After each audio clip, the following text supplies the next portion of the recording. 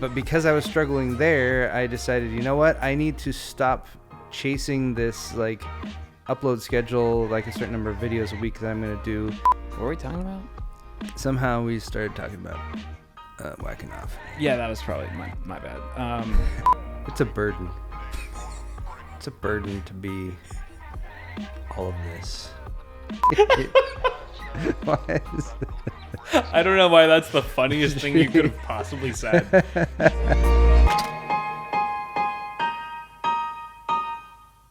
Oh, you got delirium. You got delirium. Yeah, I found these at the store. So there's a store, local grocery store by me, and I wanted to get some like good beers, but literally all they had were IPAs and delirium tremens. And I was like, Paul doesn't hate IPAs. I mean, but he's definitely not. It's not his favorite. I've said many negative things about IPAs in the past.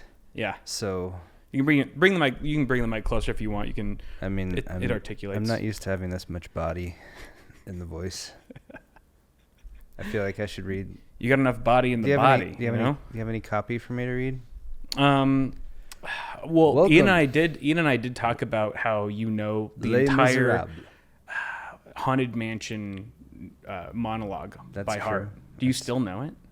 And also, why do you know it? Because he was like, did he work there? I was like, maybe. I know your sister did. Did you ever work there? Why do you know the Haunted Mansion monologue? I never worked at Disneyland, but I went there many times. And since I grew up like a 15-minute drive from there, when they used to have deals on annual passes, and like, for one summer, and like I don't know when this was, 92 or 93 or something like that, they had a summer nights pass. Where I think it was like $50 or $75 or something. God, man, those and you prices. You could go for the whole summer. It's like a 4 or 5 month period during the summer. And you could go after like 5 p.m. And like all these parents are like, oh, that's awesome. I'm going to get that for my kid. And then I'll just go and drop him off at Disneyland. It's like a free sitter. Yeah. Yeah. So, almost free. We had passes a few other times besides that. So I've been to Disneyland a fair amount of times back then. Not as much recently. See, that's insane though. Cause you probably like, rode that ride, Haunted Mansion, maybe like half a dozen times. And then just within that span, like that's always what I've admired about you. One of the things is like your remarkable memory. No, you have an amazing memory. I don't. Like at CES, I remember like, fuck you. We'll be at CES touring a booth, and like Corsair will have like a million products, and you'll remember like every little detail. And I'm like trying to write it down on my phone, and I'll still forget to say shit on camera. I'm just like, how does he just absorb like a sponge and then is able to like regurgitate it out? I've always been envious of that. I think you have rose tinted glasses. I think you're remembering this ideal. I might have done that a few times, but I don't think I'm nearly that. You're that good at the pretty solid, dude. You're pretty solid. But open up your bottle. Thank you. Let's pop this up for the compliment. Yeah, for sure. And this is Paul. This is Paul, by the way. Hi, guys. You guys know Paul. A lot of you guys know Paul, but for those of you who don't, he's a very successful creator. He's a husband. He's a father. A TikTok influencer. I mean, pretty big on TikTok. My friend of many years, and a hugely successful tech creator. How would you even? First of all, thanks for being here. Thank you for having me. For sure. I like your microphones. You were the number one requested guest, and I had Austin Evans on recently, but I didn't want to tell him that he was number 2. Well, you beat him though. He's used to being number 2. No. Are you calling Austin a piece of shit? No. That's calling him a big pile in number 2. You're right. That sounds like what I said. I thought Paul was so wholesome. I didn't mean to say that. I was trying to recall. I was trying to find some way to tie back in and recall to the time that he like beat you up at my house. Yeah. For why? Why did he beat you up? I don't know. It was a stupid idea I had. You were supposed to give him a shout out in your video, and because he was like threatening me, and he was like gangster, and I was like, it was almost like gun to my head, shout out. I was like, he's like the kindest, most genuine guy, and then it cuts to him like Austin Evans in the house. It was the he was really flip it because he's generally fairly wholesome, so you flip that. Yeah, exactly. That's the humor. It was the exaggeration. Yeah. It was the misdirection. It was a good video. Let's pop this. I'm waiting for it to happen. Oh wait, Well, we both? each get our own bottle. Oh, baby. we each get our own. I Yeah, didn't know bro. we were doing We're in the this big at the leagues same- now. Okay, I'm we're sorry. we're OGs now, man. I was like, we'll start with. We're that no longer one. sharing a single DT. All right, Oh. we're double fisting this. There's much danger here. All right, ready? Let's do I it. should have my glass ready. Popper, baby. Oh yeah, good call. I should also, How do we not know this by now? We put all the tech away. We've been down this road before. I don't have two of them. All right. Here we go. Oh, ayo. Yay. Beautiful. I didn't let mine fly off dramatically. Yeah, as long as it's pointed away from the eyes and face. That's true. You got the green light, baby. Learned that lesson a long time ago. Yeah, on the show, on the Miraculous show we used to do, that we used to host for several years. It was a good show. I'm excited about this episode because it does feel like, in a way, a little bit like a taste of that awesome hardware goodness. The show that Paul and I used to do back in the day. It does. Cheers. Cheers. Damn, that's a lot of head, boy. Prost. I know.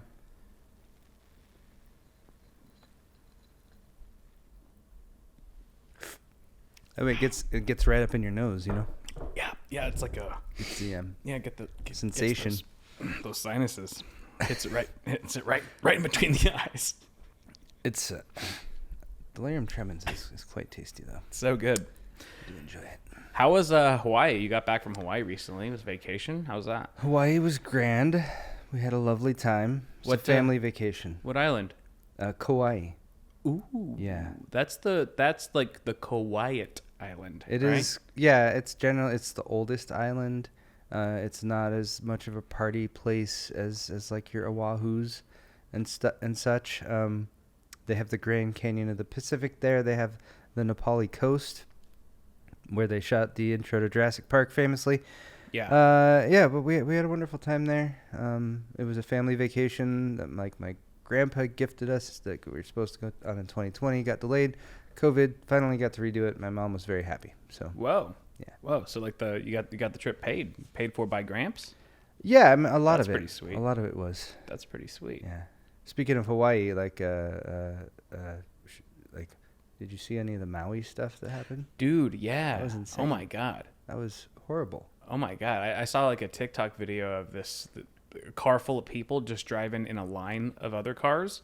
And they're like literally like pointing their camera phone out the car window. And just on both sides, it looks like a horror movie. It's just flames 10 feet away on both sides. They're engulfed in flames, and there's honking like hurry up, go 100 miles an hour, and people are stopping. Can you imagine the sheer horror of being in a traffic jam when it's like, we're gonna burn to a crisp alive in this car, we're in an oven right now? Some of the footage is just harrowing as hell. The only reason I can is because of some of the recent other videos like that I've seen, like some of the fires that have happened in recent years. But yeah, like the whole town of Lahaina burned up. Right. Like Front Street. It's completely gone. They have this massive banyan tree there that's like gorgeous. Right. I've been trying to get some reports. I mean, of course, our hearts go out to all the people and their families and lost homes and everything. Yeah. I was trying to get some sort of a beat on if the banyan tree had been burned up, and apparently. What's the banyan tree? The banyan tree is a tree that like it grows up, but then it also has roots that grow down. Like a weeping willow type of thing? Not exactly. It's a really cool looking tree. But yeah, like roots grow down from the branches, so the tree can grow up, and then it can grow. The branches will go out, and then it can like grow back down and then make new trunks. So I think it might have been the world's largest banyan tree or something like that. Like this guy right here? Yeah. Okay, so it looks like a mushroom that's like dripping. That's like a single one. The one that is in Lahaina is like a multi one. Like, so it has multiple kind of bases that are all sort of interconnected. Whoa. And it had some sort of famous. I believe it was the biggest one in the world, possibly. But apparently it was at least in the fire, but maybe it will survive because trees can be pretty resilient to fire sometimes. That's insane, man. But anyway, how would you feel if like that whole entire fire was caused because you like we're smoking a joint and just like flick the roach in like a dry brush. I would feel horrible. Why? I wouldn't do that though. I mean, first off, That's a waste of weed, right? it's a waste of weed. Yeah, I agree. For I mean, we should all be fire aware, fire conscious, right? Do you remember the time? Smokey the Bear. Do you remember the time? And we can edit any of this out if you'd like. Oh, But do you remember the time we were on a business trip to Germany, and you realized that you had accidentally smuggled a joint across international borders? And this sounds made up, Kyle. This sounds. and it was too risky to bring it back home, so we just smoked it in Germany in front of the hotel. Obviously, if this hypothetical situation were to occur, Yeah, this is all fictional. that would be the wise choice because you wouldn't want to continue to travel Right. internationally with contraband of that sort. Exactly, yeah. Of course, I have no idea what you're talking about, No. Neither do I. and neither you nor the small group of people who were there who could verify whether or not that actually happened None of them are will credible. ever speak of it again. Under That's right. fear of my Persecution wrath. and God's wrath. God and Paul's wrath. My wrath combined. as well as God's wrath, because he generally backs me up. But so I introduced you jokingly as a TikTok influencer, which is not entirely true, but it brought up a question in my mind. What do you tell people who ask you, what do you do for a living? Because I feel like I've struggled. I feel like all of us have struggled, all of us in the tech creator space, as a YouTuber, whatever. What do you tell people? I think, because every time I've asked one of us, we all have a different answer. So what's your, like, what do you tell? What do you say? It kind of depends on the context. Yeah. And whether or not I care to discuss what I actually do any more deeply at the time. Right. So If it's a family member versus an Uber driver, it's Yeah. going to be a different conversation. I mean, even an Uber driver, like if we're sitting there and we're going to talk for a while, like I don't care if it brings up something that we can ramble on about and eat up some time. Yeah, Just, some but Uber you know, drivers are cool. there's some situations where it's like, you know, they're asking a basic question and they're like, most of the time they're going to get a quick answer and they're going to move on. Yeah. If you want that to be what happened, if that's what I want to happen, rather than, oh, you do what? Like, what's that like? You know, that Yeah. kind of thing. Right. Which is cool most of the time, but sometimes not. But if it's not, I say I own a media production company. Okay. That's That's a big one. That sounds like, that's like an impressive thing to say. yeah. To tell someone. I I mean, own a media production company. Because that could mean 100 people. It could. Right? It could. But I mean, there's a lot of gray area there. There's a lot of question marks behind that even, but Sure. it's enough that if they inquire further and I don't appear like I'm interested in giving them more information, Right. then it presents this intrigue, like what kind of media production? Yeah, company? right. Yeah, Like, I always he leave the tech seems- out too. Yeah, I'll leave the tech out. Yeah, so But I'll also leave out the fact that I am a business owner. Yeah. I'll say I work in video. I do video production. So they might think I'm a gaffer at that point, right? I just say I work in video production, mostly social media and like on YouTube, mostly. And then I leave it to them to inquire further if they want. Like, oh, like what kind of content do you make? Or do you have a YouTube channel? What's it about? yeah. I don't think, like, the one thing that we all have in common universally is none of us say influencer. No, because that's a stupid. It's a stupid title Stupid thing. that I think brings a lot of baggage with it. It's got not a connotation. It's not a good description of what a lot of people actually do, because it implies the desire to influence, or implies that you wish to be in a position of influence. And while many people are sort of as a result of because they're good content creators, right? I think saying influencer implies intent in that way, whereas a lot of people just want to make videos, and you know, they're happy with. But couldn't you argue, as tech reviewers, we are kind of trying to influence people in their purchasing decisions? Maybe it's not in some vapid way, but we are trying to help them to a degree and steer them towards a certain way of thinking, or like, or at least sharing our thoughts and be like, this is what I think, make the decision for yourselves. But you would hope that one of your viewers doesn't go out and spend $3,000 on an RTX 4090. Yeah, I mean, So- I don't want to make it seem like influencer is completely wrong as a descriptive term. There's just like the Kardashians you have to worry about. Yeah. Like being lumped into that same group. Yes. Which, yeah. So I think wanna I think associate. someone who takes flashy pictures and who presents a lifestyle, like an idealized lifestyle that other people follow because they're fascinated with that and that's the life they want to have, and like that style of influencer, I don't necessarily see myself as. And when that term is used, that's often the comparison that's made. That's the direction most people go when they hear the term influencer. Right. So that's a big reason why I would be like, no, I don't consider myself that. For sure. I'd say I consider myself like a video producer, a creator, I guess, if you want to call it that. Right. Tech YouTuber is fine with me. Yeah. I was kind of talking to Austin Evans.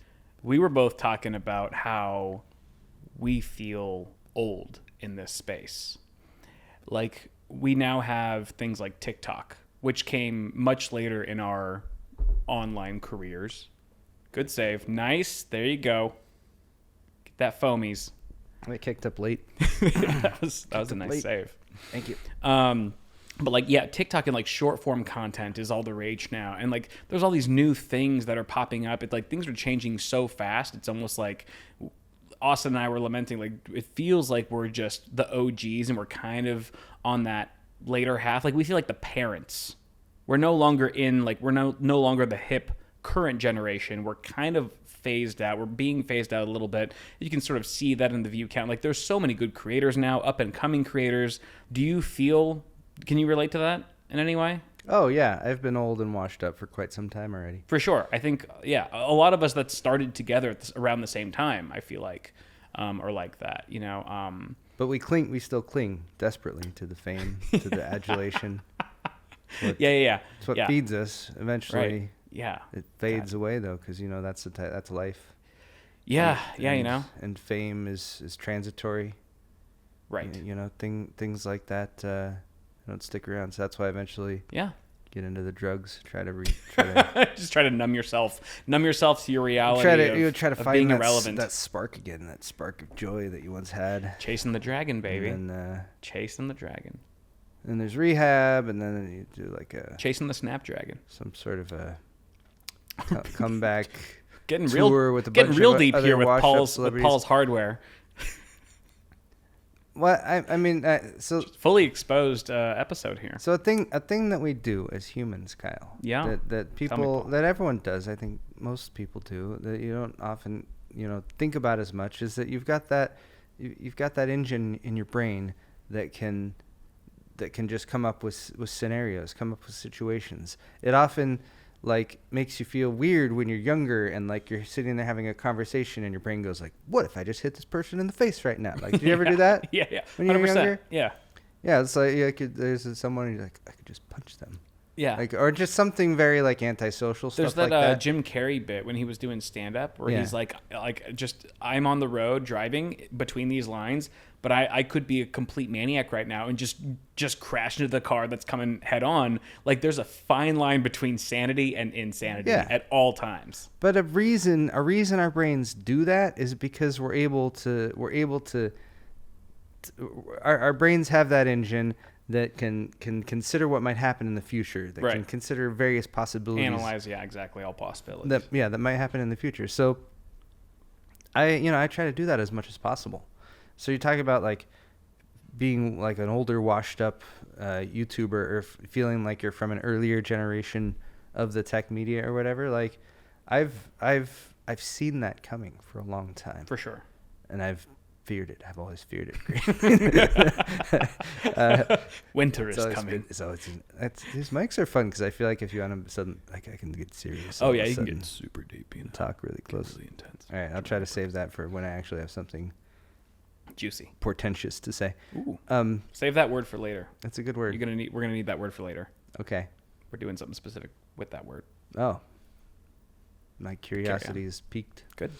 I forget what I was talking about. Yeah, no, I mean, so this kind of leads me into like something else I wanted to mention. Something else I wanted to talk about is that I feel like a lot of us are who are sort of the OGs or have been doing this for a while. Like, and for a while, I mean like 7, 8, 9, 10 years, whatever. Almost a decade now.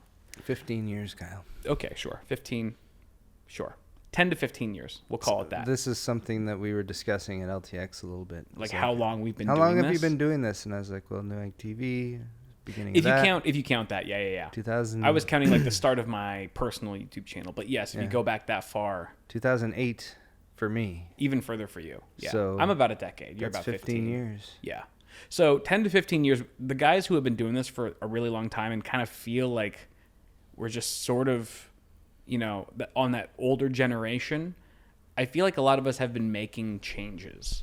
Like, it's no surprise by now that I've stepped away a little bit from the Bitwit channel. I'm still active, but doing significantly fewer videos and focusing my efforts elsewhere in other passion projects like the show and other things on the side. And you even made a video not too long ago. Was that? Would you like to share with the class? Did you have something interesting to share? I was suggesting that you've also been masturbating. That is very true. I feel like ever since I mean, if you want me to just no. Have you been watching me like in my room? Because the second I stopped doing as many tech videos, I've been jacking off like twice as often. Like it went from like 3 times a week to like twice a day. I mean, it's actually insane. And I'm like, maybe I should be occupying myself. What that with better means, things. Kyle, and you got to look at the positive side of things. That means Stay positive. that you've been in like a mindset, like because you Yeah. can't do that if you're down in the dumps, right? Right. Yeah. That means yeah. you've been like, hey, can toss one off right now, like that means you've been on point, ready to take care of business, and then move on to taking care of more Exactly. more And business. it's very much a guy thing. Oh, here's a question. Total digression right now. Do you feel like you got to rub one out more often when you're traveling? Like when you're in a hotel or you're like on a plane? Because there's a psychology to this. No. Was that No. You don't On a feel plane? any. Okay, not on the plane. Like but I you just get on a feel- plane and I'm when you're like, when you're man. traveling, when you're like, just feel the need to furiously masturbate right now. What? I want it to be midair. It's like, hey, But in like a hotel, like if you're in a new place, you're in a different country, you're traveling. Like, do you feel like way hornier? Like, I feel like I gotta like just jet one out ASAP. You know what I mean? And there's a psychology to this, which is that there's something wired in us as men, as conquerors, that when we go to foreign lands, we feel like we need to spread our seed, for evolutionarily wise. is this documented? What Somewhere. It's documented somewhere in a podcast that I consumed that may or may not have reliable sources. But I heard this and I immediately related to it. But that's the thing. It's like I was like, oh, me too. Not hashtag me too, but me too, like same. I also feel like the need to just jerk it way more when I'm in a foreign land. If I'm traveling in a different country, hotel rooms are the best. You don't have to clean up anything. Leave them a good tip. But and you have that several tips. And you have that sort of a shared experience while you imagine all the other people who have also probably jacked off right there too. I usually try to repress those thoughts, but You're not thinking about that like right at the moment of very soft now. You just killed it. I wasn't sure how far down this particular path of conversation we were gonna be heading. So yeah, I'm no, glad. I didn't think you'd. I'm glad we've gotten to this point where I'm like, I don't know. Okay, so I don't know where to turn. You can't don't know relate. which- You're just a pure wholesome individual who's not No, I had- depraved in that way, which is good. I'm glad that there's still some wholesomeness in the world. Probably my answer to that would be that the times that I've traveled in my recent memory have been traveling with family, and that's just not necessarily something that kind of a buzzkill. Yeah, kind of a buzzkill. Well, for that. For that. Yeah. Completely elating other areas of life, but when it comes to the spreading of the seed. Exactly. Yeah, sure. So but I mean, you've done plenty of like business trips solo with me. I'm sure I get you in the mood. Solo with you. you know I get you in the mood.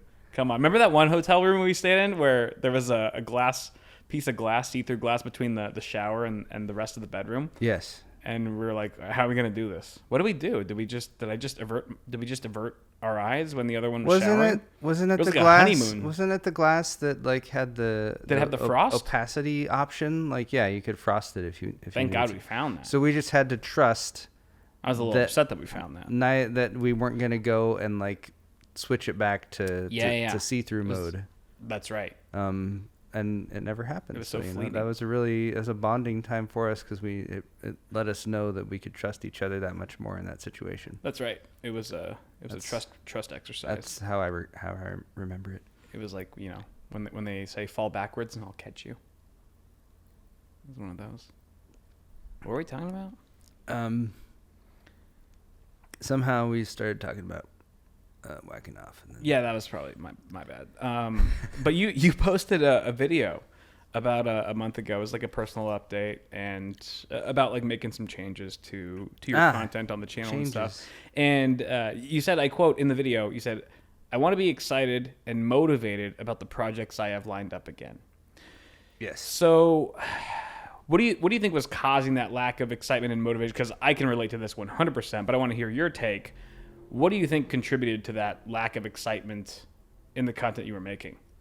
It's a form of burnout. It's a type of burnout that comes from not necessarily not being motivated to do the things you need to do, but it's something that's happened to me multiple times in life where I feel like I have been assigned too many jobs. I have too many things that I'm supposed to be in charge of, that I'm supposed to be handling to some degree, to make sure that's taken care of and that's taken care of. Yeah.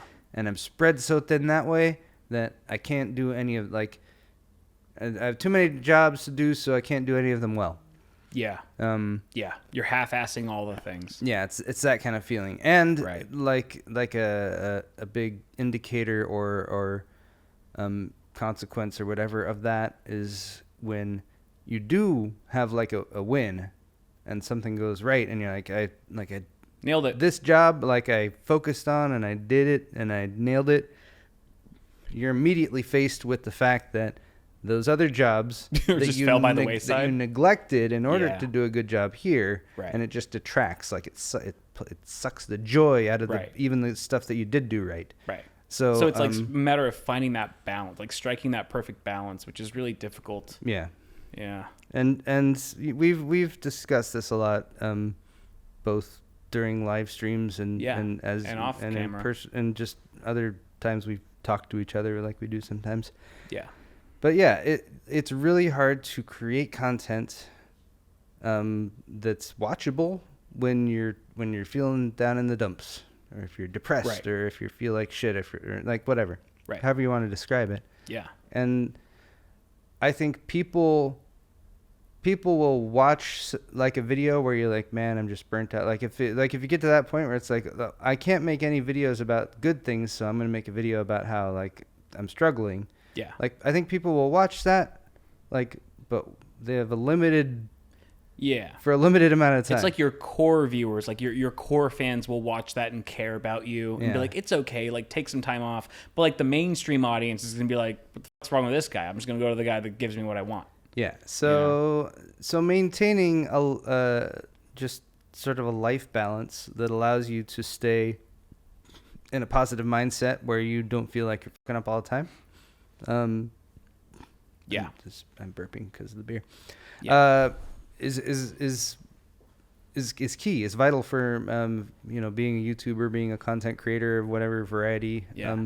They have out there right now. I feel exactly the same way. Oh, go ahead. Just because you can't fake it. Like it's really, like yes. I know I can't 100%. fake it. Like it's painful to attempt to fake something like that. And it's I don't so even transparent want to your viewers. They know exactly what you're feeling. Mm-hmm. You know, we're not actors. You know, we don't have Oscars. Yeah. But I was talking to when I was talking to Austin, I was like, "Do you get burnout?" And he's like, "No, not really." I'm like, "How? How is that possible?" And it was fascinating because his response was, well, whenever I'm feeling like a little bit overwhelmed, I'll just make a point to do a passion project for the channel that I really care about. I know that the views might tank. I know no one gives a shit, but I'm going to make it something that I'm excited about. And I'm like, that's a really great place to be in, because for me, I'm like, that's the last thing I want to do is like relate work to any of it. I want to like just hide in my hole or like be with my family, my friends. I don't want to have a camera involved. Yeah.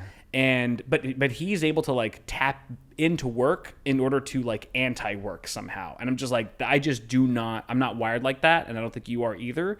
So it's like we each process burnout a little bit differently.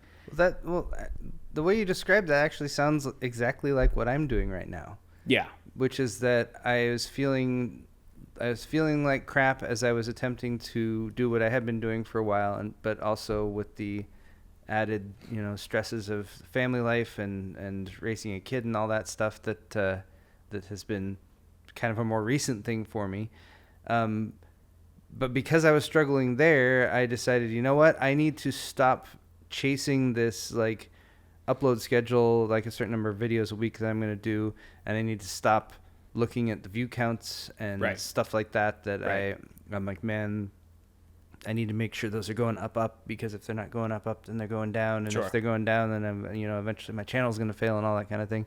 Yeah. So giving yourself permission to do what you want to do and to ignore that stuff, I think is kind of what it boils down to there. And like for Austin, I think I know has a very successful channel, and he has a good team that has helped him to do a lot of like collaborative projects, a lot of work with big like car companies and stuff like that. For sure. And those kind of projects, I know from having talked to people and from having done stuff that's kind of vaguely in that realm, can be a lot more stressful than just a video you want to make on your own. Yeah. Because a video you want to make on your own, you're just like, you go in and you're like, all right, I get to do what I want to do right now. Exactly. Yeah. And I got to point a camera at it, but other than that, I get to do what I want to do. Like unfettered creative access. Yeah. To making that video. So it makes a lot of sense to me what Austin said there, because he's saying like he gets to set aside the burdens of trying to stick to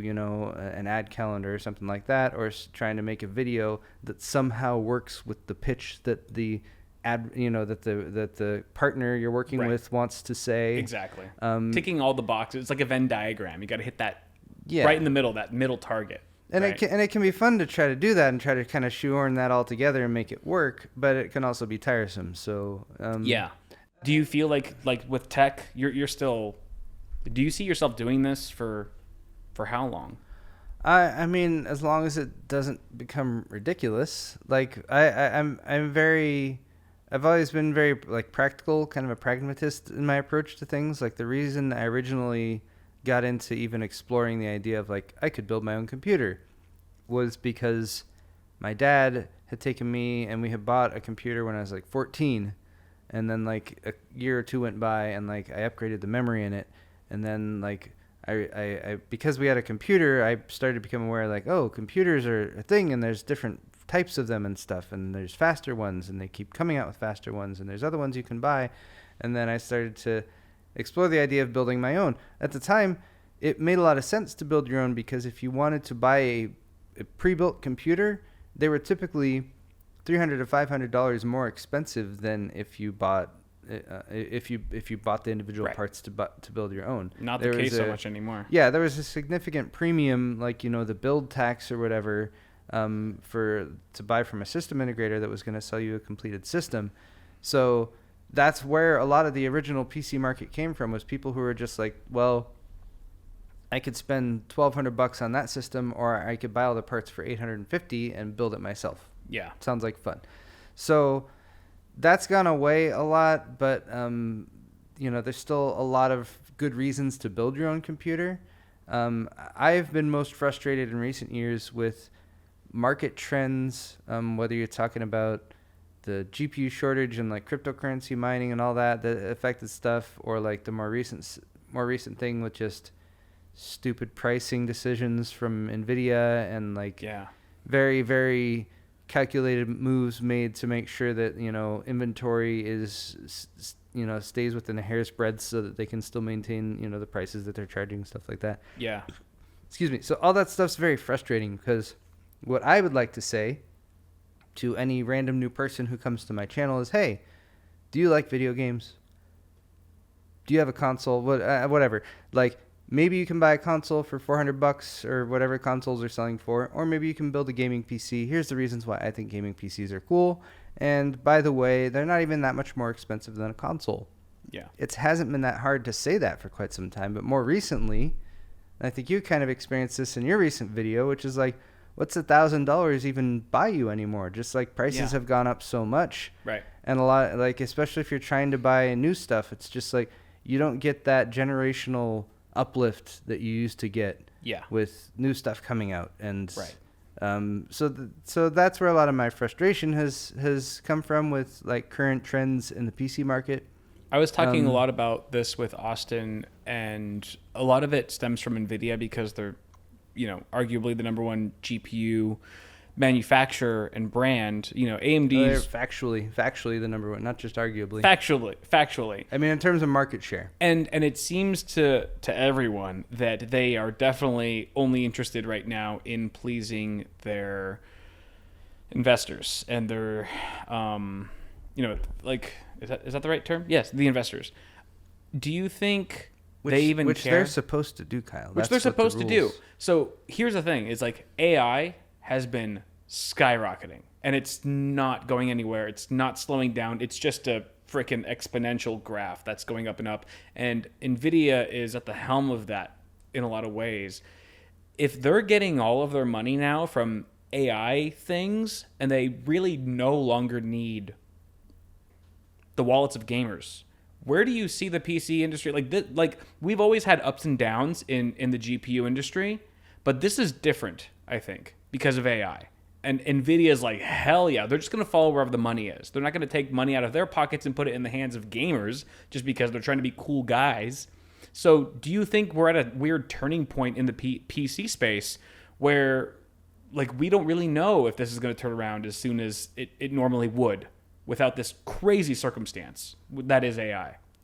Well, this is why I bring up stuff like the GPU shortage and the mining crisis, like the GPU mining, cryptocurrency mining thing that happened, and prices getting ridiculous there, is because that's the most recent comparison. And I like right now, that's kind of what I do see happening to some degree, because there's two sides to it. There's potentially an increased demand for GPUs coming from AI companies that are actually using gaming GPUs for AI stuff. And a gaming GPU might be better or worse at AI stuff depending on what the gaming GPU is. More recent NVIDIA GPUs, for example, have tensor cores that are built in that are specifically built for machine learning. Those are quite desirable. Depending on the software you're using, what you're doing with AI, a lot of different variables, you may or may not have use or need for a gaming GPU. But the fact is, there is a demand coming from that side of the from that market, a market that previously didn't really exist. That seems a lot more widespread than just gamers. Well, like AI could apply to the entire globe, as opposed to like the gaming industry is huge, but the potential for AI to just infiltrate every single person's home in the entire world it's universal. Yeah. There's a lot of mind-blowing stuff going on right now, and it's hard to stay on top of, for sure. Yeah, for sure. So like that led me and Austin to talk about what do you think is going to happen in the next few years for tech creators like you and myself and guys like Jay or Gamers Nexus if the PC space continues to dissolve, because guys like NVIDIA are, like we may never see a comeback. So you have to consider, like, are we going to have to start changing our content? We're going to have to start doing more like, finished goods and maybe stray away from PC. Is that going to be enough? So, like, the death of the desktop PC has been predicted many times, many different times. It's like the apocalypse over the course of the last 30 years. The Y2K. Yeah. So I don't necessarily see that happening anytime soon. There is too much of an entrenched business built around it. And as long as there is still some value for consumers to be buying the components and building their own PCs, or value for system integrators to be building systems to sell as systems to people who still need them, like, I don't think that's going away anytime soon. There would potentially, I think, be a contraction in the enthusiast side of things, more like more quickly. Uh, like it's hard to say how Nvidia would go about things because Nvidia has established themselves as a gaming GPU company. Like originally, they very much pride themselves on having like the fastest GPU for gaming at any given time. However, they're also now able to sell, for example, their Hopper H100 chip. Granted, like an entire system built on the chip, for about like 70,000. Like if they're selling to somewhere like in China, where AI imports have become more difficult to get across, and so like demand is even higher. Like $70,000 a unit. Jesus. Is what they're able to sell those for, Whoa. and that's the last gen one. H200 they've just announced and come out with. So this is where I really have a lot of questions in my head as to what will happen. Yeah. Because Nvidia's track record with games and their, how much pressure they have to maintain the gaming GPU thing, how much pressure they have to stick with GeForce, basically, which is a gaming GPU brand. Right. And then how many of freaking AI chips do they want to sell for ridiculous amounts of money? Yeah. Because they're built on the same nodes. Right. Hopper H200 is built on TSMC 4N. Yeah. It's the same node, I believe. Gosh, I hope I'm not fact-checked right now. But it's either the same node or one node up from what they're currently producing their 40 series GPUs. And if they're able to sell it for those prices, they really have no reason to appease the gamer population. They might have reason to appease them, to make a presentation of appeasing them, but like for me, it comes down to fab time, because TSMC negotiates with the different companies that they work with for a certain amount of capacity, and the capacity is what you get. TSMC is like we have our 4 nanometer fabs. Yeah. We aim for 100% uptime or whatever. We want to run them all the time. Right. We have this many different companies we're working with. Those fabs are going to be spitting out wafers for this company for 20% of the time, this company for 15% of the time, based on the contracts that they negotiate and the prices that they get. Sure. So Nvidia has a certain amount of fab time. And that's the question, is how much of that time are they going to spend spitting out AI wafers? How much of that time are they going to spend spitting out GPUs for gaming? I feel like they're going to follow wherever the money's at, wherever the demand is at. Most likely. And AI demand just continues to scale. Gaming, I feel like, is scaling very gradually and slowly, as it has over the last decade or whatever. But AI, we're seeing this immediate spike, right? No one was talking about AI really 5 years ago. And so I feel like they're pouring all their eggs into that one basket as of now. And I'm just worried for the PC space, like for gamers, where they're no longer the priority. They're at the bottom of the totem pole from the largest GPU maker on Earth. Yeah. It also means that the only point of leverage that PC gamers have over a company like Nvidia, which is to not buy the products, so the products are sitting on shelves and money is draining away rather than them making money for sales, that kind of goes away, because they're like, we're making absurd amounts of money in AI, so like the GeForce part of the company is contracting and getting smaller, but we don't even necessarily care about that. Right. And we don't mind about GPUs sitting on store shelves. That just means our inventory is taken care of, and the next run we have going at the fab, we're going to make more AI chips. Exactly. For way more money. Yeah. So like, just at that point, let AMD and I guess Intel catch up. Like they can play their little games. They can be in the gaming corner, and we'll just like AI is on another level. Like make no mistake, AMD and Intel both also are working on AI specific chips. They have that stuff in development. They see a way to make money there as well. But yeah, it's gonna come down to like there will remain a demand for gaming GPUs.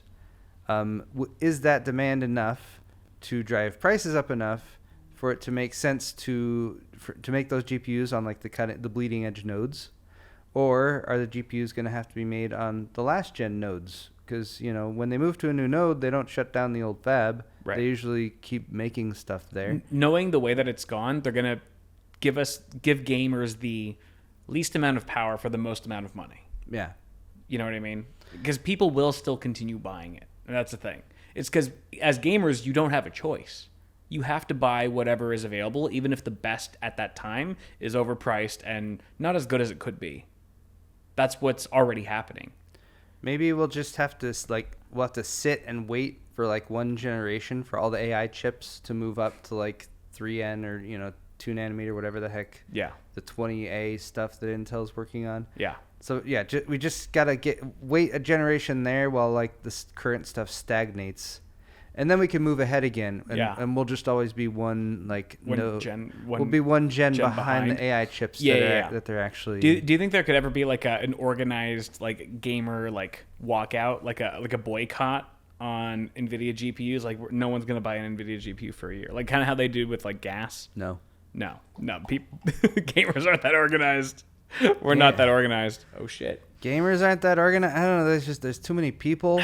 Yeah. There's you can't get enough people to agree on one sort of thing like that. Yeah. With all the different languages, Just at all. Not all gamers speak Chinese. Yeah. That's where most of them are. Dude, it's wild, man. It's depressing. I'm glad I brought you in to just bum too. out everyone talk who's about how listening right everything now. sucks. Every gamer who's listening. But my mom listening right now doesn't give a shit about any of this. But you know what would continue to be successful? What? A weekly tech news show talking about all that crappy stuff. That you could only find on Paul's Hardware. On Paul's Hardware every Sunday. Hey-yo. Anyway. That's right, baby. Shameless plug.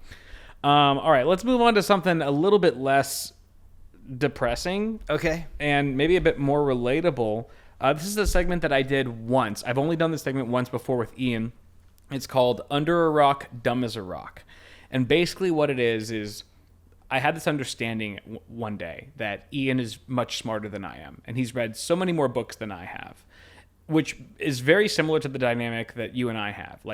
I know celebrities, I know social media influencers, I can identify them, but Ian has a much bigger vocabulary than I do. So we did this segment called Under a Rock, Dumb as a Rock, where Ian is kind of under a rock. I show him 5 images of random influencers or celebrities, and he tries to identify them. Okay. And then he gives me 5 large vocabulary words, and I try to guess what they mean. And he schools me. And so I think this is very relatable because you also have a very large vocabulary. Thank you. So I thought it'd be fun to do this segment with you. I've only ever done it with Ian before, but avert your eyes for a second because I'm going to open this folder that has all of the photos, and I'm going to go to the first one. Okay, so we're going to do Under a Rock first. How many of these influencers / celebrities, artists, whatever, does Paul recognize? Do you know who this is? I recognize her face. You recognize the face? Yeah. Can you classify what type of person this is? What genre? Is it an actor, an artist, an influencer? I think she is an actress and a singer, isn't she? I would say that's accurate. Okay. See? But no guesses in terms of who this person is. Their name.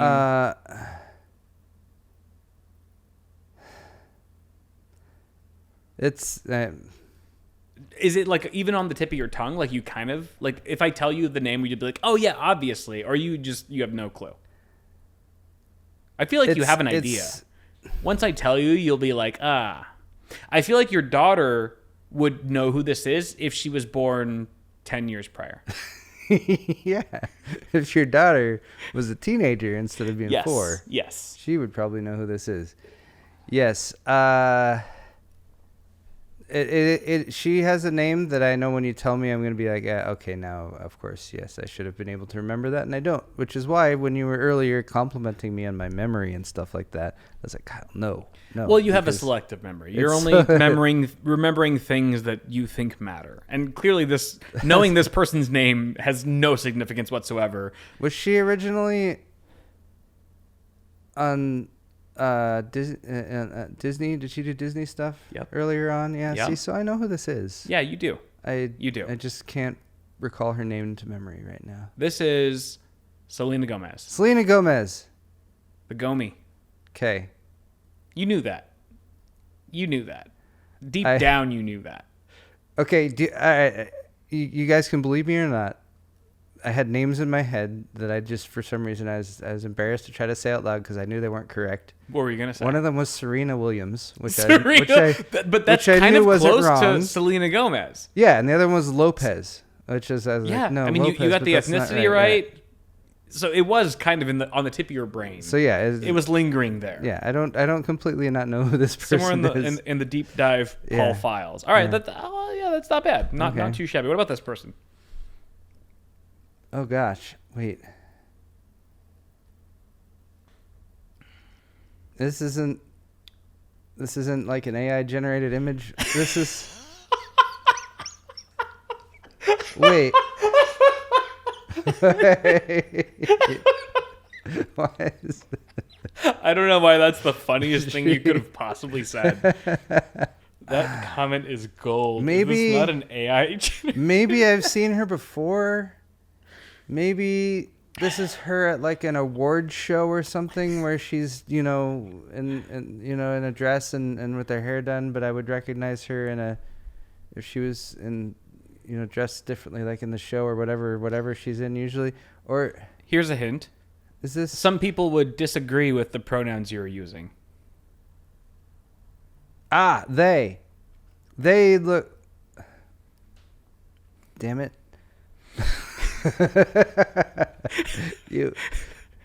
Did you hear anything about the Bud Light controversy? Oh, I did. Only like tangentially. Okay. You almost said genitalia. Tangentially, as how I usually like to pronounce that. Did you just say genitalia? Yes. How fitting. This is Dylan Mulvaney. This was the face of the Bud Light campaign that lost them billions of dollars in market share and revenue because she's a trans woman. Trans woman. Okay. Yeah, but this is it's crazy. Like the whole story is absolutely bananas. Yeah, I mean, like I said, that was very much a just saw the headlines here and there on it thing. Never looked too closely at it. Yeah. Never needed to because I didn't know I was going to be quizzed on it. And you don't drink Bud Light. And I don't drink Bud Light. Which applause so it's all never around been for that. Yeah. Never been that much of a concern. Yeah, so. you clearly hate trans people. That's what that means. That's if you come away from this a little bit with anything, hopefully it's that I hate trans people. No. Which I don't. By the way. That's getting clipped. That's getting clipped for sure. I want the flag with all the colors on it. Oh my god. Yeah. We want to. I feel like tech nerds like us would make the best pride flag because it would be in HDR. We would have the full, an even fuller spectrum of colors that even the LGBTQ plus community could ever conceive of. You're right. HDR, not like that HDR10 bullshit. HDR most people have no idea what we're talking 20? about. Color depth. Yeah. Well, most people are probably watching this on some 8-bit piece of shit monitor. Probably. Y'all suck. Just kidding. Nice dig. Who's this? Do you recognize this person? That is... Every 20-year-old in America knows who this person is, probably where they live, worships this person. That's not Billie Eilish. No, that's not. You're almost doing worse than Ian, which is impressive. This is if I had any idea that you were gonna do something like this to me, I would never have showed up. That's part of the fun. Why would I tell you my secrets? Okay, so this is another. All right, so you're trying to trick me again. No, I'm just giving you a quiz. This is also AI generated, and they took Kevin Bacon. They turned Kevin.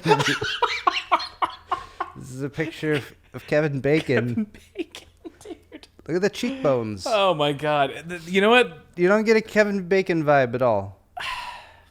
I know there's people. She does look a little footloose. I know people will back me up. She does look like Kevin Bacon as a dolly, like a collie dog. Yeah. See? So you're not wrong. Who is this? This is Jenna Ortega. Oh wow. She's an actress. Okay. Have you seen like the Wednesday Addams on Oh, Netflix? she's Wednesday. She's Okay. Wednesday. All right. Yeah, I have and heard. then All right. just blew up to. I mean, she's been an actress for a long time, but that show really just blew her up. Okay, I'm familiar with. I've seen ads for the Wednesday show. I've seen her face as Wednesday. Yeah. I'm not completely like what. Like when you said her name, I was like, I don't even know that name. Yeah. It's just like how. Wow. Okay. Yeah. But no. All right. Now, All right, now so- I feel like I have. All right, I have a point of contact. Right. I'm not completely out of the loop. And it's funny because like you're what, in your 40s now? If you actually got the first 3 pictures right, Yeah. I'd be a little concerned. Okay. I'd be like, are you taking care of your family? Like, why do you know who these people are? Oh. Let's go to the 4th one here. This is an easy one, I feel like. Mr. Beast. Kyle. There we. Okay. I was going to be a little concerned if you didn't know Yeah, who this was. that's Yeah. Mr. Beast. Do you know his name? Oh, Mr. Beast's actual name? I know I've heard it before. Aaron. It's so wrong. It's the most wrong answer. It's not even close. But it is a really white name, so I'll give you that. Aaron? Where the fuck did you get I Aaron? don't know. He doesn't even... It doesn't look like an Aaron, dude. And how quickly you came with the absolute wrongest name. It's because with Selena Gomez, the names that popped into my head actually were ballpark. So you were following your gut. You were Aaron trusting your gut. Aaron popped up, and I was just like, I'm gonna go for say it. that. I'm gonna go for say it. that out loud. I'm gonna go for it. No, Jimmy. is his Jimmy. name. Yeah, Jimmy. Okay. Jimmy, Aaron. Yep. Mr. Beast. Yeah, All you right. got it. You got it. All right. Okay. This last one, I feel like you're gonna know who this is. It's John Cena. Senna? How do you pronounce his Do name? you pronounce it Senna? I don't know. How do you pronounce his I've name? heard it pronounced Cena. Cena. John Cena. Okay, whatever. John Cena. Like that's what all the announcers say. I guess I've mostly seen his name in text. I haven't. Yeah. My girlfriend, she pronounced when we first met, she'd pronounce horizon horizon. Horizon. Because she'd never heard anyone say that word. She'd only ever read it, and she thought it was pronounced horizon. And I'm like, that sounds like a trapezoid, like It's a like geometrical Amazon. I mean, shape. it's like Amazon. Horizon. Amazon. I guess you're right. I don't know. Yeah, still made fun of her for it. That's but- one of those things that I've learned at some point as I was older, was like, if you hear someone mispronounce something but they still know what it means, it probably just it means they read it rather than hearing it said. Sure. And that you should not shame them for it. That's a good policy. You're right, Baby. My name is Paul. So it is. Just wanted to remind everyone out there, in case you forgot. So that's the first half of the segment. The second good. half is that you have to think of 5 high-end vocabulary words that you think I might not know. And I have to try to guess what they are. Okay. And then you correct me and make me feel stupid, just the way I did for you. Okay, we're just going? Yeah. for it. Whatever comes to the top of your head. Because, like, part of me thinks, like, I should have prepped you for this, but I know that you know so many words. It's like, he can just think of big words on the spot that'll trip me up that I'll have no idea what the fuck he's talking about. I might be able to come up with... You have an insane vocabulary. I'd love to pit you and Ian against each other in a battle. We should do that at some point on a future episode. No. That'd be so fun. It'd be so fun. Vocab wars. Measure myself against other people. You definitely got a dick measuring contest, big time. I Big didn't time. say dick. I said measure myself. No, we're gonna bring dicks was into nothing- it. We're bringing dicks into this. If we're bringing dicks into it, then I'm all for it. Let's go for it. Let's I'll fucking go. up against Ian any day of the you week. guys can. It's the Schwartz. I will lay my dong on the table. Lay my dong down.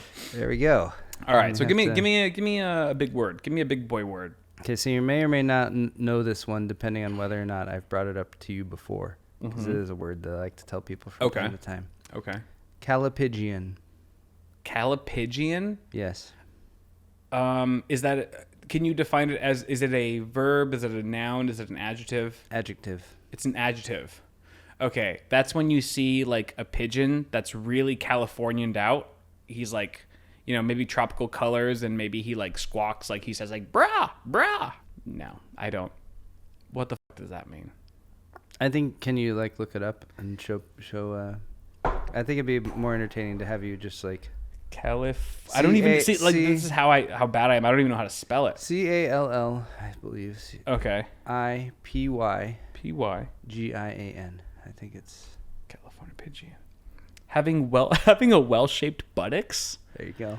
California calipigian. Calipigian. Whoa, I like that word a lot. It's a beautiful word.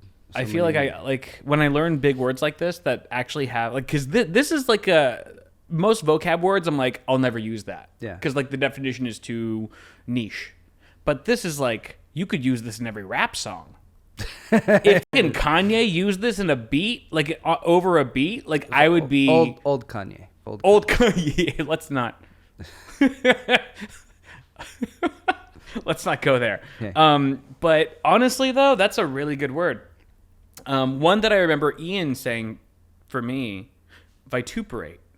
Oh, okay. Do you know that one? No, but it sounds cool. So that means to chew someone out. Huh, so it's like an old school way of like fucking chewing someone out. If you're like a drill instructor, if your mom's like vituperating the shit out of you, okay, you got chewed out. He told me, he was like, yeah, it's like literally when you chew someone's ass out. And I was like, I thought he meant like eating someone's ass. And then he had to be like, no. Like metaphorically, I was like, okay, we're playing two different games here. I feel like this is a much more educational part of the segment where like people get to learn words. So what's your second one? Give me another one. I got distracted. Another good word for vituperate, and which I guess you can't answer because I've already told you what it is diatribe. Diatribe.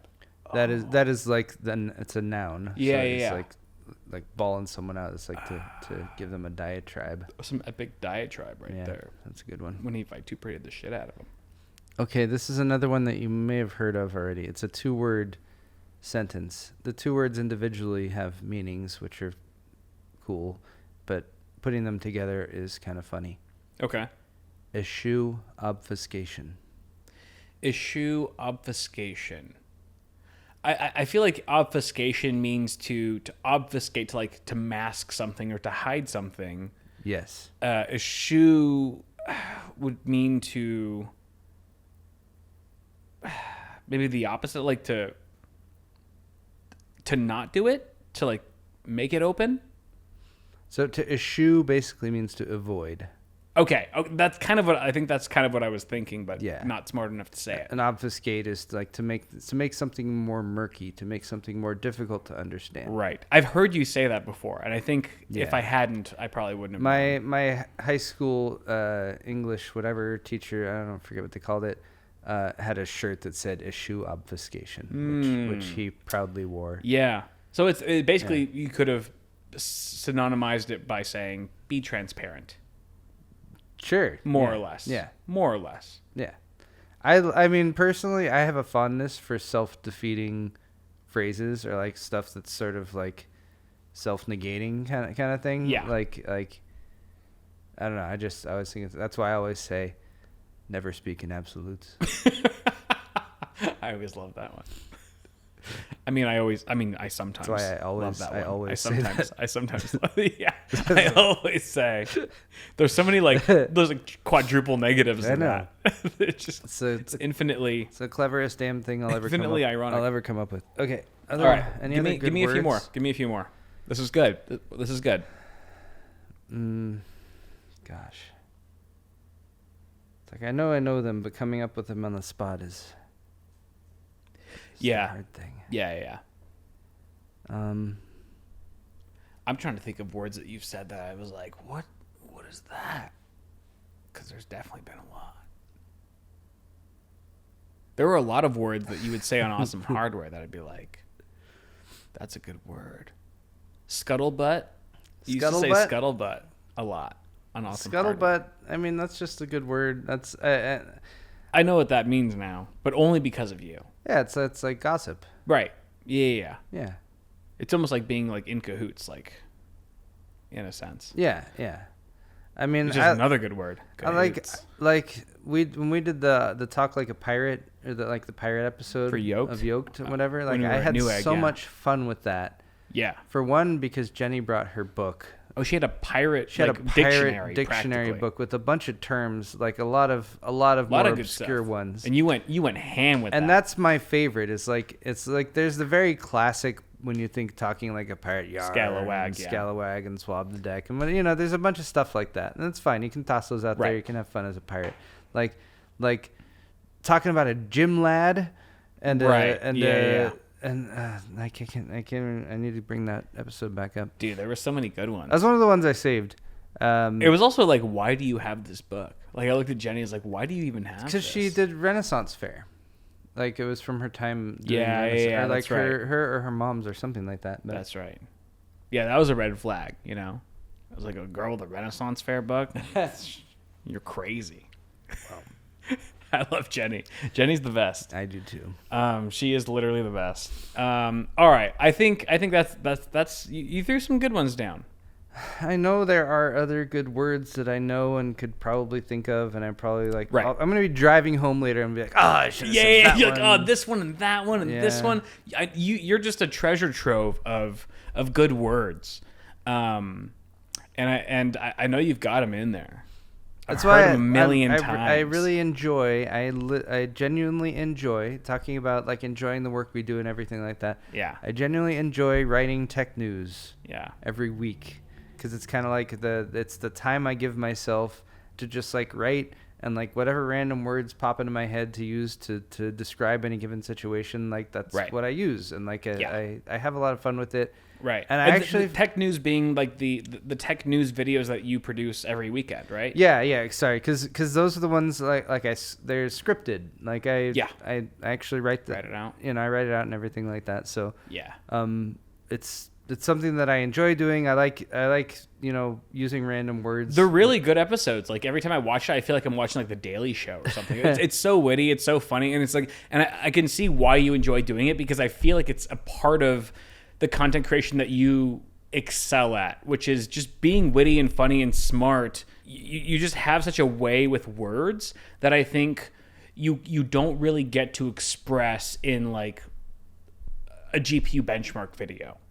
Yeah. You know what I mean? But when you're reporting the news and a lot of it is absurdity, I feel like that's when a lot of your creativity really shines through. It allows me. It's great. It allows me to vent a lot of bitterness. Yes, but you do it in such a way that you're really good at. You're really good at just talking shit in such a classy, reformed way that it's smart. It's smart and it's very well done. And anyone who is at all interested in acquiring tech news on a weekly basis should go check out the show he does there. You release the episodes every Sunday. Typically, it's a Sunday. It's a Sunday post. Yeah. That is a wrap up of the past week. Right. So on Paul's Hardware, the Paul's Hardware YouTube channel. I'll put it in the link below. So if you didn't, if you didn't keep up with whatever is coming out in PC tech hardware, then I try to catch the most interesting stories that come out. Yeah.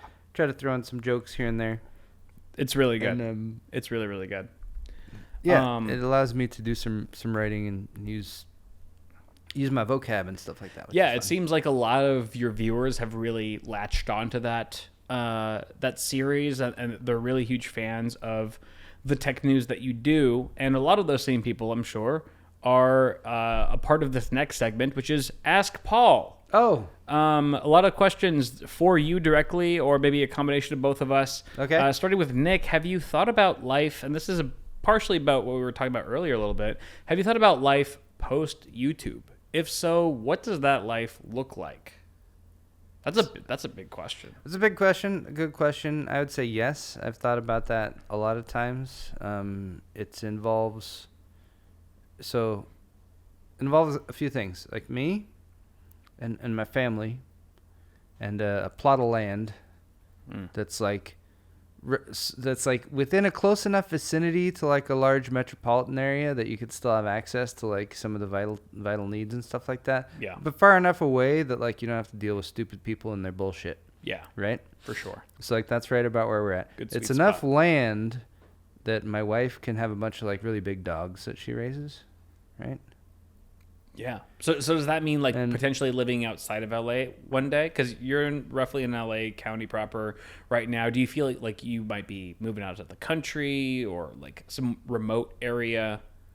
Do you think you'll always be in SoCal, or could you see yourself living out of state? This vision also involves anonymity, Kyle. Do you think like you don't have to say Hypothetical. where you would live? Obviously, I wouldn't even give the vaguest indication. Okay. All right. Yeah. All right. We'll just stick with the vague descriptions. Yeah. So anyway, when the future wars start, and there's the plagues and all the When AI takes over, food shortages and everything. Obviously, we have a vast store of goods that we have cultivated over a period of time to prepare. You guys have like an emergency stash? Yeah, obviously. For like how long? How long would that stash last you? As long as it takes. Does that mean? The fuck does that? As long as. The fuck are you talking As about? long as it takes, Kyle. Dude, you sound like a doomsday prepper. You're asking the questions that people don't ask at the end of like disaster movies and stuff like that. And like, Well, I want to know, do you have like finally, 20 cans of beans or like 2,000 cans of beans? What are we talking about here? Do you have a whole reserve? Well- What's going on? Is like you have an underground bunker or some shit? I like to think of it as having overplanned for the needs of a small family, but probably somewhat underplanned for the needs of rebuilding society. Okay. All right. Somewhere in between there. So, okay. You're skirting the line, kind of in between. Yeah. All right. So yeah, we Probably got good for 6 we got the months to a dogs, we got the land. My daughter's there and my wife is there, and Yeah. we just don't have to deal with people's bullshit most of the time. Yeah. Are you strapped up? What? Are you strapped up? You guys got guns and shit? You guys got firearms? You can't like fight off a ward of, like derelicts with cans of beans. I feel like this also like veers towards that like anonymity question before, like whereas I don't want to disclose too much in terms of the nature of our preparations. All right. I feel like that's like a good deterrent though. That's like if someone asked me if like I Absolutely. have security cameras in front of my house, I'm like, yes, Yeah, I do. and to be you clear- should all know that I have security cameras in front of my house. Yeah. Like 10 cameras on all angles. And to be clear, protection obviously is a big, you're talking about the, especially with the mutant radiation zombies and stuff that we'll probably be dealing with at some point. Yeah. Like Chernobyl bonus. You're gonna have to be packing some heat. A little bit of heat. What were we talking about? It was like I was talking about dogs, raising dogs. dogs. Oh yeah, raising dogs. Yeah, raising dogs with raisins. What would a raisin dog be? Like a dog that just like herds raisins, like maybe just like farms raisins, like a raisin farming dog. It's a good question, Kyle. I have So as you may be aware, I recently traveled to the lovely land of Canada. Canada? Yeah. Oh yeah, for LTX. Yeah, Yeah. LTX. Right. Linus Media Group. Sure. Expo. Yeah. All that stuff. Lots of people there. Yeah. So basically, I need to convey to you the sentiments of many people who spoke to me, saying, "Kyle, the hell? Why aren't you here? You jerk, and obviously you hate us." And for people who aren't aware, LTX is the Linus Tech Tips Expo, which is an exposition. It's a convention, an annual convention held by one of our peers in the tech YouTube space, and also one of the largest tech creators in the world, Linus Sebastian, a good friend of ours as well. Paul was able to attend. I was unable to. And apparently people had some things to say to me or give to me. Yeah. People were just asking if you were going to be there, and I told them you weren't, and they were sad. That's very nice of them. Yeah, it's very nice of them to be sad. However, since I was in Canada, Yeah. and since your name was brought up, and since I was there at the LMG, like the back area where they have with like the green room, and they had like where all their merch was, and they're just like, here's all the merch. Like, basically just go here free for all. Like, grab whatever you want. Yeah. So I went out there and I got stuff for like my daughter and whatever. Yeah. They have a lot of stuff in their store. But also for you. They have a lot of stuff. Oh, you got me some Pringles? Ketchup. I got you some ketchup flavored. These were in the green room at LTX? No, they weren't. Oh, you just got this in Canada. No, actually, I didn't get you any LTX merch. Oh my god. I should have. Like in retrospect, looking back on it, I was like, I should have grabbed something for Kyle. But this is way better than anything you. But we get from did the get store. ketchup chips. So if you guys have never been to Canada, it is So good. It is a miraculous country. So green and verdant. The people. Yeah. The people are so simple and so humble.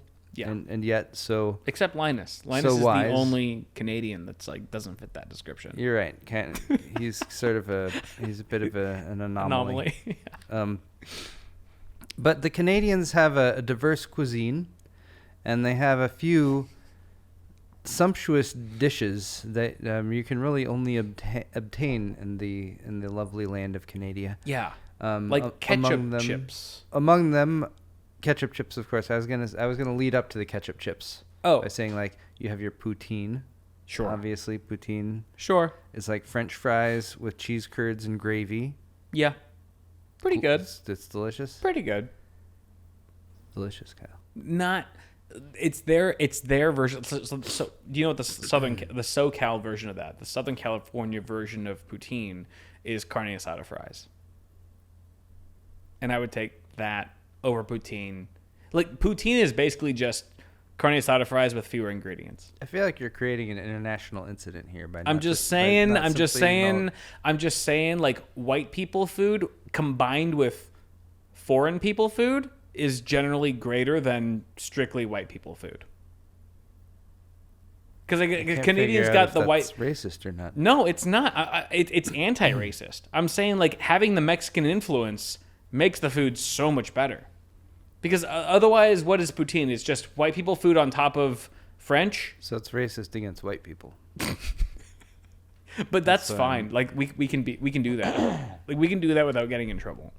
You're right. I'm white, so I can be racist against white people. Remember what platform we're on? We're on Google. They'll be like, "Oh, you're talking shit on my like." That's fine.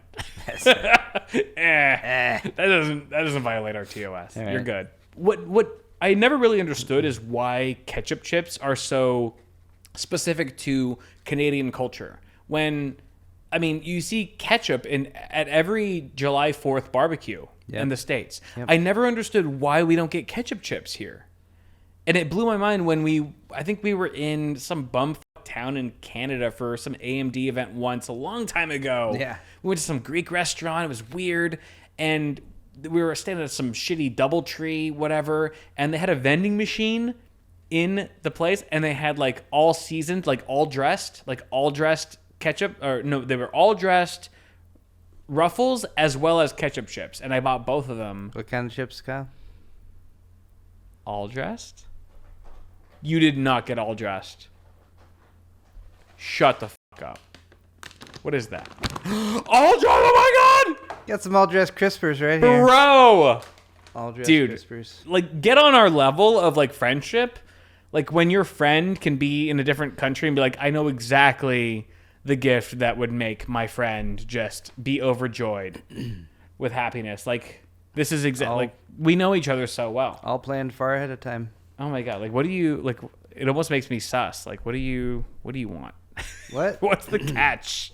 What's the catch, Paul? Honestly, like I showed up here and you fed me some. I gave you some DT, some delirium tremens. That's true. Asked me some deep personal questions on your podcast, and yeah. Wait, do we call this is it a podcast or is it a? It is a podcast. It's a podcast. It is a podcast. Some people would call it a vodcast, which I hate, but technically it's like a video podcast because a lot of podcasts are just audio only. As long as it's not. This one's got some video. Plodcast. Like as in plodding like a slow pace. Plodcast, yeah. Well, now it is. I feel like this part of it is a. This part is getting a little mired. It's a little plotty. A little stuck in the mud. A little plotty. It's okay though. We got ketchup chips. But we do, and thank you. We have a few other questions for you, Paul. One's from Dimitri, our good buddy from Hard Work Canucks. Dimitri. Shout out to Dimitri. Like, we've known Dimitri for so long. But this also, he sets the tone for the few questions that follow, which is like, I'm just like, what the fuck is going on here? Because Dimitri asked, why is Paul so handsome? That's what I want to know. And the next two people is Nolan. Paul, how did you get so beautiful? And then Elsaurus, Paul, why are you so irresistible? All of these questions just came flowing in one after the other. And I'm just like, I feel like that's something only you could truly answer. There's two tacks I could take with this response. One would be like the super humble tack. Like, obviously, I am a hideous human being. No. None of this is true. No, dude, no. The other tack is to like fully embrace it and be like, 100%. it's a burden. It's a burden to be all of this. You don't want this. It's a curse. So let me tell you, these questions you ask so casually, so easily, and you just toss them out there like, haha, Paul, how is it? No. Every single day is a struggle to live up to the standard that's been set, in days prior. Yeah. It's a lot of pressure. All the people looking at you, being like, ooh, I want to get off.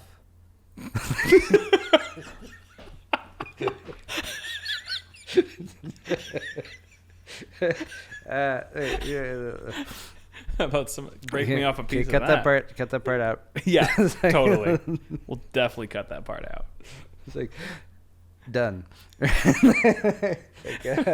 Okay. Yeah, I mean, So- you are a sex icon. Yeah. I mean, honestly, It's hard to ignore. It's so when I was much younger, you're very self-conscious. You think about stuff a lot. You Sure. overthink things. Sure. And then you reach a certain age and you stop caring. And I think that's the point where for some people who are at that age where they stop caring but are still beneath the threshold of being decrepit, right? Sure. Yeah. You've got a little window there that Right. opens up. Yeah. And that's kind of the window. That's where I'm trying to live right now, is right in that window. Where like Roughly, like, at what part of your life did you feel like that window had opened up? In your 20s, late 20s, early 30s? no, your head's up your ass in your 20s. Yeah. Yeah, you don't know shit. Your 30s, like you become too self-aware, too that. Yeah. You're just a mess. You're in your mind. You're in your own head. Yeah, so I'd say early 40s, obviously. Damn. Right? Late bloomer. That's when you get Yeah. to that point where you're like, I don't care anymore, and so that raises your self-esteem and your self-confidence. Right. But hear me out though. Like, you've been with your now wife like for how long? Like, when did you guys like you had to have had some Rizz. Do you know what Rizz is? Charisma, yes, Kyle. Yes. You had to have had some Rizz. I'm familiar with the Gen Z terms. There you go. Like, he's a man of the people, everyone. Yeah. You had to have had some Rizz No to cap. woo your now wife. No cap. Sorry. So all right, now you're just stop. Never Just mind. quit while you're ahead. Yeah. So, what do you attribute that to? Do you feel like you've always had that Rizz, or do you feel like that came about at a certain point just before you met your wife? I wouldn't. Were you always good with the ladies? Excuse me. I wouldn't characterize it as Rizz, so to speak. I mean, maybe it is. I don't know. Like, for me, I don't know. When in terms of relationships, dealing with the opposite sex, or anyone you're interested in, like romantically, like I came to a point, sometime in my early 20s, probably as a result of observing some of my other friends and their relationships, that like codependency is everywhere, and it can happen to everyone, and that really what you need to do in order to be attractive to the opposite sex, or to be open for a relationship that's going to be long term and fulfilling and mutually beneficial and all those good things, is you need to be yourself. You need to be your own person and yourself, and you need to be happy and comfortable with yourself. Yeah. And you need to love yourself. So get into Pretty that. gay. Get into that. Yeah, it's super gay. Super gay. But that shows that you're okay with being super gay, which has a self-confidence. It exudes actual, Right. The Be the attraction. gayest you can be. Yeah. So getting to that point for me, I think was really what opened up the potential for romantic partners who were going to be more than just a fling. When do you think that Just a quick right. flash in the pan? Just a quick anal. Why did I want to say that? Why did I want to say that? When do you think? I'll save you. When do you think that transpired? Was that post high school, post college?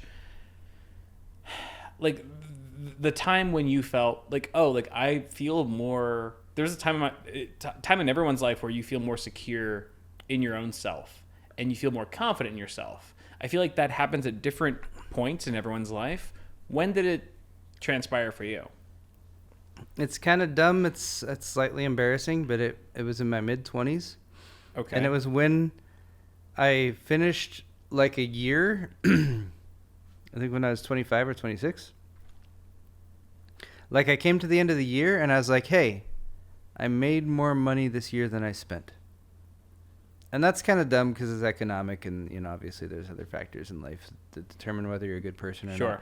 But just at that point, I think for me, because self-motivation was always something that I struggled with, excuse me, getting to the point where I had worked and gone to a job and maintained that job. Yeah. And it gave me the boost of confidence to be like, hey, you weren't just like a piece of shit who right. Barely scraped by and that's really interesting. Absorbed other people's stuff rather than creating your own, I guess. Yeah, just to know that you're not, that you're not sack of potatoes. A sack of potatoes not producing anything. Right. Yeah, so. Yeah. And then how shortly after that moment of realization that you're like, oh, I am worth a damn or whatever, did you meet your wife, now wife?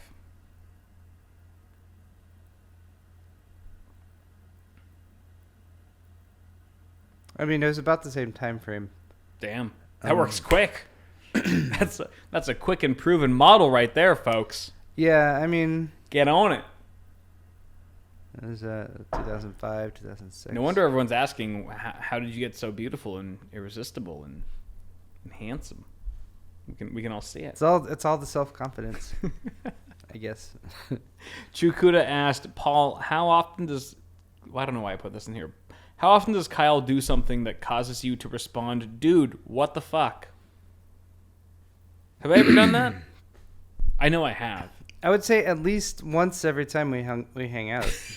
That's probably the base. So the a 100% effectiveness rate. Yeah, yeah.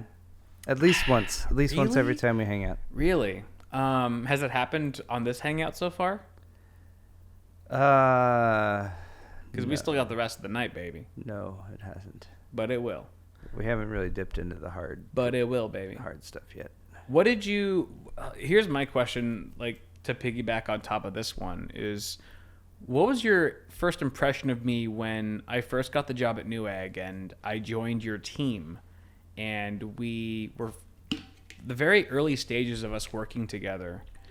We had gone on some business trips, staying in some hotels. We don't know each other for a couple months. What was your first read on me?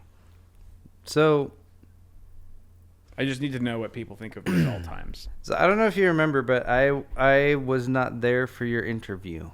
Right.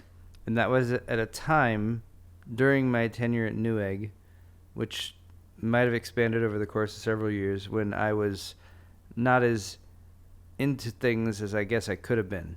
Sure. You got the gung-ho worker who's there 9, 10 hours a day, 12 hours a day, who's like, I want to do the best I can, whatever. No, I learned fairly early on in my tenure at Newegg that the harder you work, the more you're screwed the next year. Yep. And that if you set a high standard, They'll be like, "Oh, cool. That's how hard you can work. Now that's your normal, and next year you need to do that plus 10% to get Right. any sort of." Yeah, it's how We'll work you harder for the same pay. Yeah, it's how a lot of companies work. So, Yeah. at the time, I was, I was doing just fine, but sometimes you want to take a day here and there. I wasn't there on the day Kyle came in to be interviewed. Were you supposed to be? Probably, I was probably supposed to be there. Really? Yeah. And The I fact just that you had like ditched my interview. Oh, I mean, you gotta remember, Newegg TV was not a big deal at the time. Like, Newegg TV was very small. Like, I'm sure our boss at the time wanted you there, and you were just like, peace out. Yeah. Our boss at the time. You don't pay me enough. Our boss at the time, our boss at the time had any major issue with me, it was my attendance. Yeah. So, just to establish that. So, when you started, I didn't have any high standard that I was trying to hold you to or anything like that. Sure. So which I appreciated. It was pretty clear, and I think we did that trip to Dallas within the first few weeks after you started. Yeah. That after was you joined. pretty soon after. Yeah. And that was like the trip where because it was like 100 and something ridiculous degree. That was a trip. Let me tell you a story here. Let's get close and personal, baby. We were in Dallas, Texas, Baby, and Dallas. it was hot. Oh. It was a world record at the time where there was spicy. like 100 and something days plus of 100 degrees or higher temperature.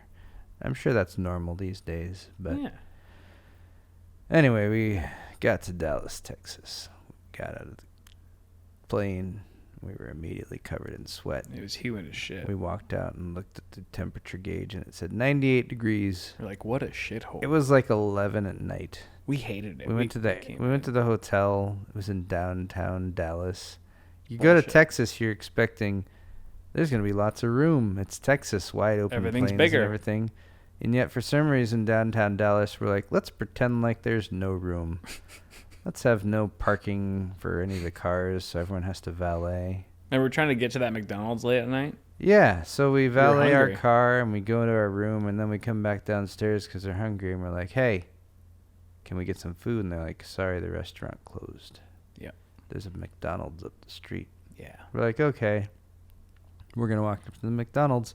You know what would have been a nice thing for the concierge at the time to say to us? The McDonald's is closed? The McDonald's is only open for drive-through, motherfuckers. For drive-through, so don't drive-through only. Maybe take the car, the rental car. Because you're going to walk 4 blocks, and you're going to be accosted the entire time by homeless people. Yeah. And I got nothing against homeless people, but when you're walking through Dallas downtown, you don't want to be accosted by at them. 11:30 at night, just trying to get to McDonald's. Yeah.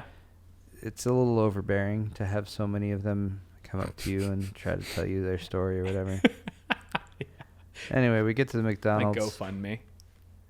We go up to the window. Obviously, it's closed inside.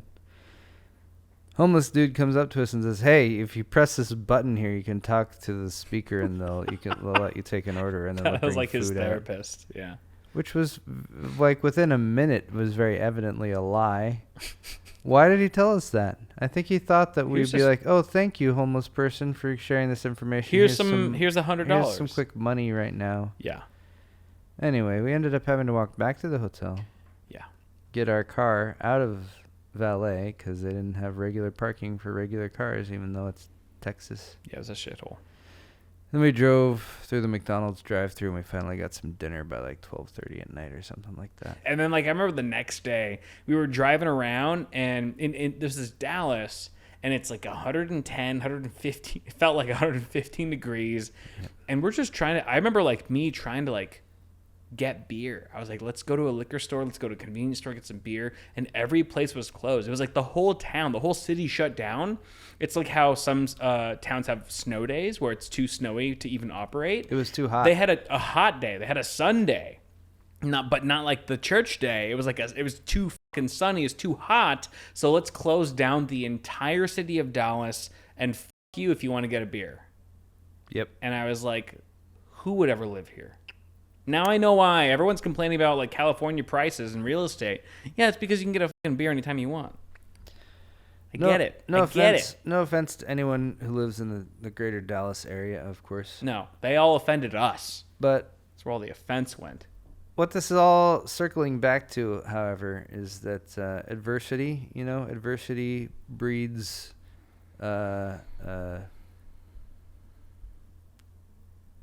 greater bonds between people and that sort of thing. So, Sure. amidst all of this, we're driving around and we're getting to know each other.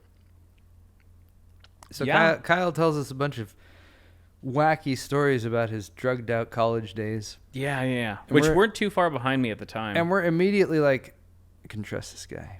He's honestly, I did feel like that was a bonding moment. He's like an open book with us. He's telling us these things that no Yeah. person in their right mind would ever just share on such short I feel like notice. that's a good strategy. It's like just show all your cards from the get-go. Yeah. And once you can prove that you have nothing left to hide, there's nothing they can suspect about you. Yeah. You're an open book. And that was the trip. That was the trip that had happened. I feel like we got a lot closer after that when our department was so small. It was just the three of us at the time. It was. It's really just the three of us in the entire department. Man, such simple times. Such simple times. We were all single men. We were all men.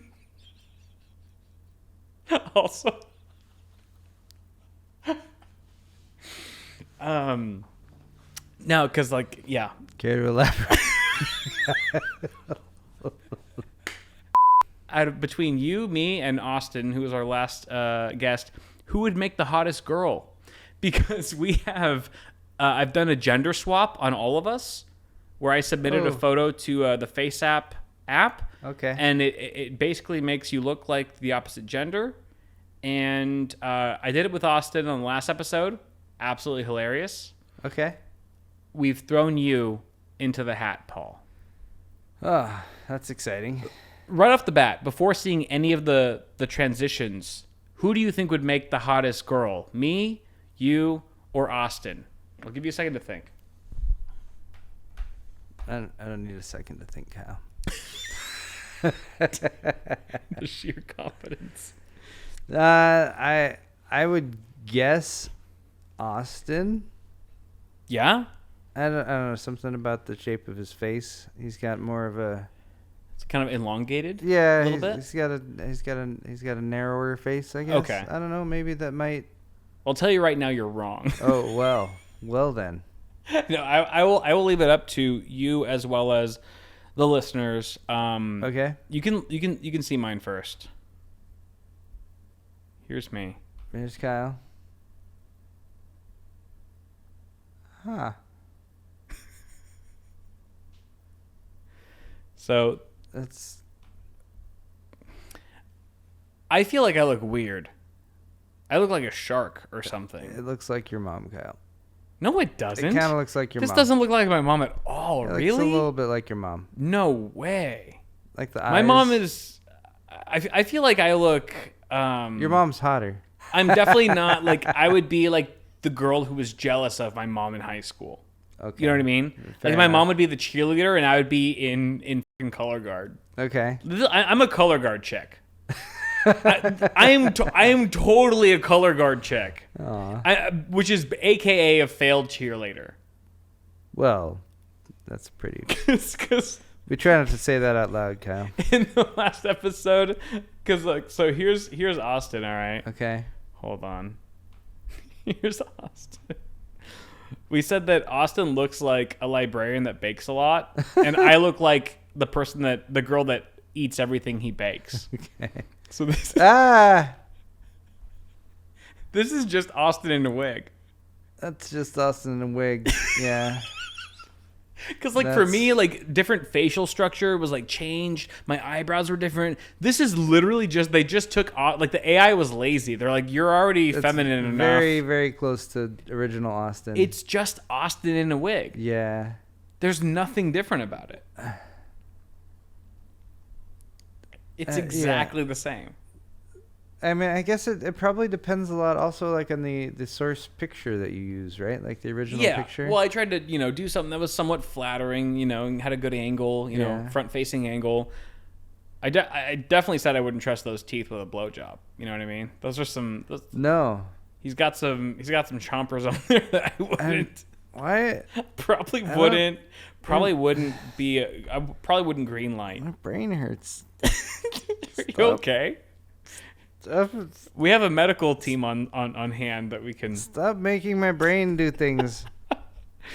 But I also said, like, he looks kind of like a librarian that has never left his hometown. I take it back about Austin being the hottest one. That was a miss. That was a miss. How do you think you stack up between me and Austin as a girl? Because you're next. I'm so baffled. I don't know. Like, I mean, there's enough already going on with, like, you know, the gender transition thing, and now you gotta look at, like, this is actually me. Like, I can't. You're front and center, baby. I can't be. You're front and center. I can't be a neutral judge of whether or not, because it's me. Like, Or can you? I'm so. You ready, Paul? Interesting shot you got of me. I actually think you look pretty good. I'm kind of hot. You're kind of bangable. The second I saw you, I was like, I would hit it. I would definitely hit it.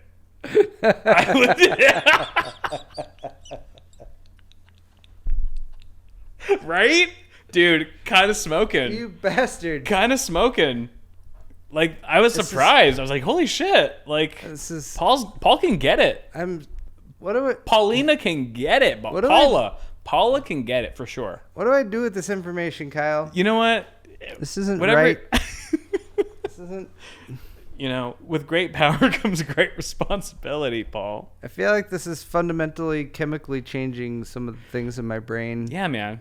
That's what the show's about. Yeah, I'm hot. Like, you know? Why? Yeah, why? Like, isn't it kind of insulting that, like I feel like I make a hotter girl than I do a guy? It kind of sucks. Like, I feel like I'm a 5 as a guy, but like a 7 as a girl. And I feel like it's the same thing with, like, all of us. Maybe Austin's exactly the same. I feel like Austin's like he's the constant. He's a 6 either way. But like I'm a 5 as a guy, but a 7 as a girl, and I feel like you're a 5, like maybe a 5 or a 6 as a guy, but like an 8 as a chick. Like, pretty smoking hot. Like, I feel like this girl, you as a girl, for some reason, correct me if I'm wrong, I feel like you have really big tits. I would hope so. Doesn't, like, when you see this girl's face, you expect her to have giant knockers. I mean, giant knockers. That's huge tits on this girl. You would have huge tits as a girl. It's it's obvious. Can the AI, like, you know, pan down or whatever? You know, that'll be on the next episode. We'll have you. Because I feel like you would have huge tits, and I feel like I would have a nice ass. Like, I feel like I would have a banging ass. Right? You would be tit girl. I'd be ass girl. I feel like Austin would just be flat as a board. I feel like you would be the sluttiest. Okay, if I'm gonna engage here, Austin couldn't pull as much, like, on first impression, but would gain a reputation for being, like, freaky in the sack, right? Probably has like the widest collection of vibrators. Yeah. Between all of us. And that's for sure. That would be the Austin mystique. Austin as a female. Yeah. Like, once mystique. You get to know her, holy shit. Yeah, like, wow. Like, right. You know, so I'm like the Christian girl. I go to Sunday school. Maybe I'm a bit edgy because I listen to Screamo or something. You know, but for the most part, pretty uptight though. Yeah, pretty uptight. I'm kind of a bitch. Like, I'd be the first one to out you guys, you know, to the popular kids. But you would just get deemed the slut because you have the biggest tits. You know what I mean? Like, you could be just as wholesome as the rest of us, but because you have giant knockers, I feel like you get all the attention. Like, guys are flocking towards you. You're developing an entire backstory about my boobs, and, like, there's not even. I mean, it's dude. You know that there's huge fucking melons right below this screen grab. They're there. You can feel it's palpable. It's 2% whole milk, baby. But hey, you know what? We've been going a while, man. Going at it. Damn, you want to get some dinner, some foodies? That sounds awesome. I like that idea. This was fun, man. Thanks for coming on. It was fun. Thanks for having me here. Yeah. Thank you guys for watching. Join our Discord server if you haven't yet. We got a lot of good stuff going on there. Gives you guys an opportunity to interact with our future guests and Ian and I. Subscribe to the channel if you haven't yet. And thanks again for watching. We'll see you guys next time. Bye-bye. Bye.